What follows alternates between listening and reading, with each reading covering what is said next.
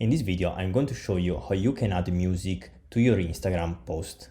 So if you enjoyed this video, make sure to leave us thumbs up and consider subscribing.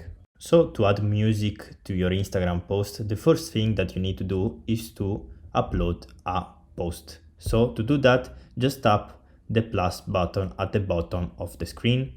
Here you can choose the image that you want to upload. I'm going to choose a random one, and then you need to click on the arrow in the top right and again in the button next in the top right. Now from here, as you can see here, you can see the button add music. You need to click on that, and from here you can choose the song that you want. Instagram will suggest you some songs already, but you can also browse the song that you want to choose.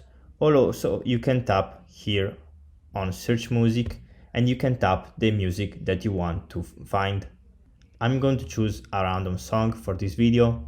Now on the bottom left, you can choose the duration of the song. You can choose it to last 5 seconds or even 90 seconds. Then you need to click on the tick button in the top right, and after that you can click on share to share your post.